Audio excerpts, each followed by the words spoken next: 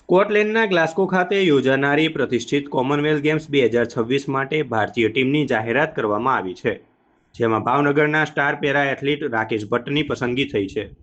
સૌથી ગૌરવની વાત એ છે કે રાકેશ ભટ્ટ આ મેગા સ્પોર્ટ્સ ઇવેન્ટ્સ માટે ક્વોલિફાય થનારો સમગ્ર ગુજરાતનો એકમાત્ર પેરા એથ્લીટ બન્યો છે. રાકેશ ભટ્ટની આ સફળતા પાછળ કઠિન પરિશ્રમ અને અદ્ભુત સંઘર્ષની વાર્તા છુપાયેલી છે. ભાવનગર જિલ્લાના મોટી બાબરિયાત ગામના એક અત્યંત સામાન્ય ખેડૂત પરિવારમાંથી આવતો Rakesh Bhatt cerebral palsy T37 કેટેગરીમાં રમે છે.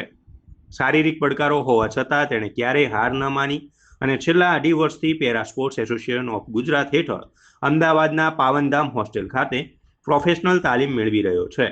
તાજેતરમાં બેંગ્લોર ખાતે યોજાયેલી 8મી ઓપન નેશનલ પેરા એથ્લેટિક્સ ચેમ્પિયનશિપમાં રાકેશે પોતાની પ્રતિભાનો પરિચય આપતા 100 મીટર અને 200 મીટર બંને દોડમાં ભવ્ય ગોલ્ડ મેડલ જીતીને સનસનાટી મચાવી દીધી હતી.